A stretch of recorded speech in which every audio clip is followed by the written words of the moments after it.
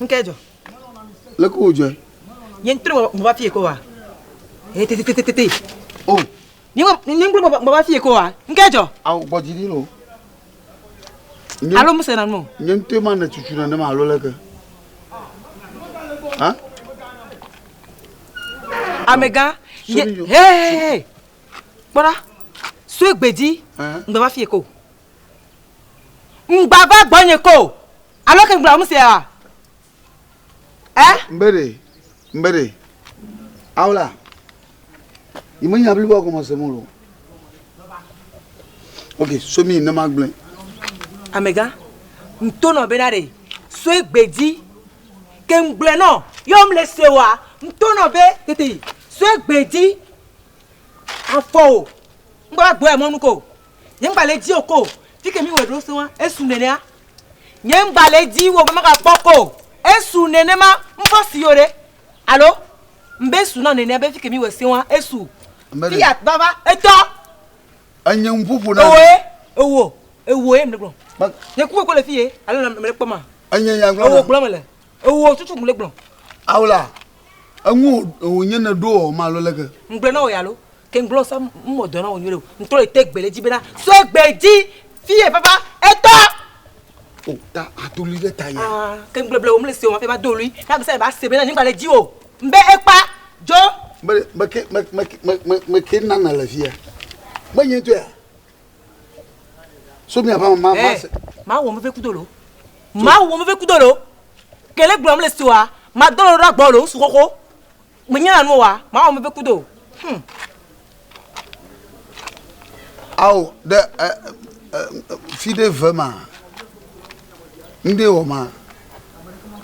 Hein? Mbere. Le ja ko fie ma tunu ko fiare. Ma tunu ko fiare. Jo. Ola tanti. Tanti mabana anya mpupuna, nyento mpupuna na ma. Anya ba se dola ba nye. Ha? So mi magna no. So ba ne. Ameka.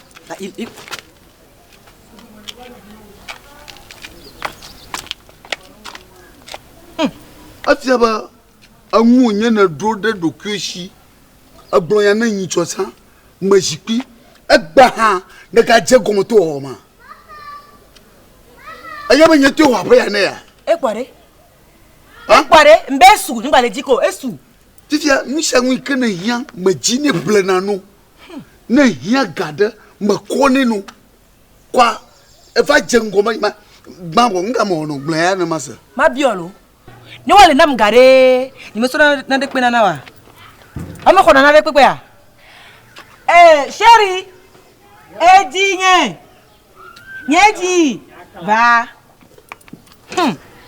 Nuka le yo le fia. Musu ya kameto. Mon bi ta gbo kuku ya. Mle nya benejo. Ngba le jiko wa egbe jinyere na gbon ne. Jinyere na gbon su koko ta kuku jinyere na gbon ne. Oh. Awe o nma na ma. Mle von ya. Oh. Muya na kplodo ba shi ton ta gbon na ma. Muya. Enya wo. Bon to ma nyon ta kon pon na fi apoda. Ma tu ta kon pon na fi apoda. Ma gba si mo na fi.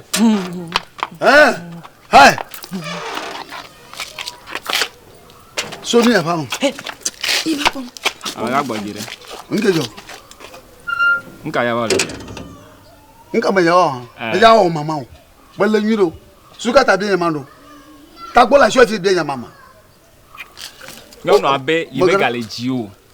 Po wo nchu koko do blema kukuma ke elbi amegrala o dona. Po no to dora va fi abe ye va pe me va nyonu gbo. Ape. Maga, ejima. Mejesi we. Me we ya. Nko yen de. Doka mo na. Makapo mo vi manya. Nka me yako no mo pete o. Nka akọ ha. Oh. Nyam pla pone nyon. Wa. Anya ba se da la manya. Obe be gale do o nyiro. Enye le gbe agbo. Bu pompe ne. Ha. Be gale do nyiro. Gâté no si o ne be pompe na enu ya o po. Akonyon la si we. Ya be ko ho la si we. E pa. Nka je fe ba le bia.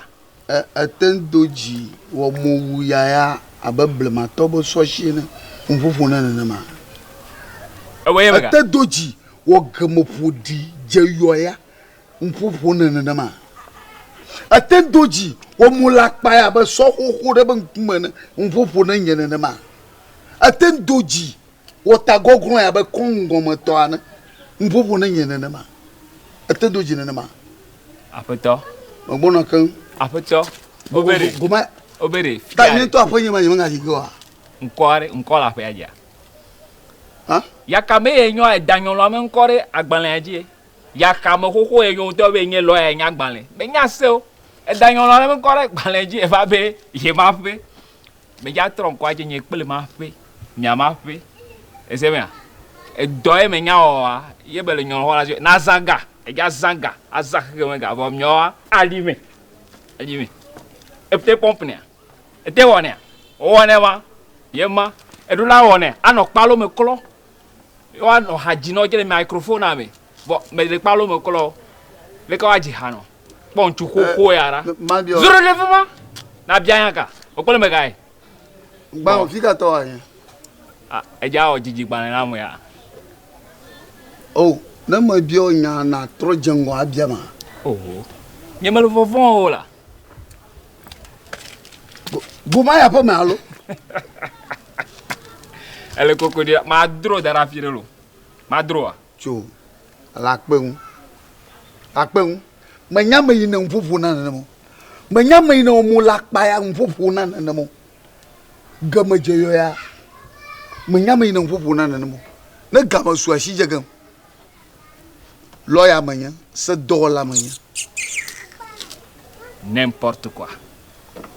Bon, et nous il est ko yenyi menye na ne keu manye na ne ke gbo manye na ne ke cho e cho e va che menye na ne keu manye na ne ke gbero bule fia po on chuko ko ba gere fia be yi ma fe inya se po jo e javire na to seri Hey. Hey.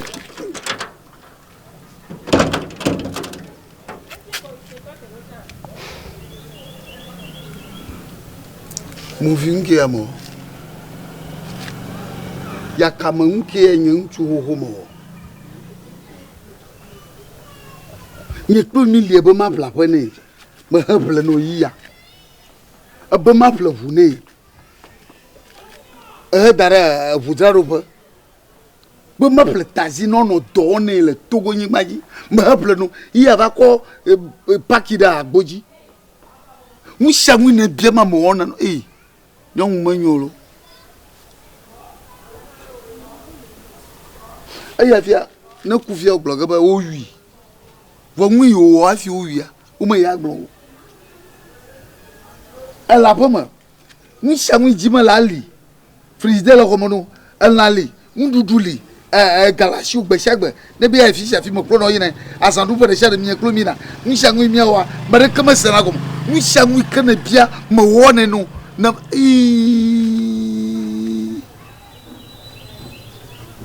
Madigbo. Hey!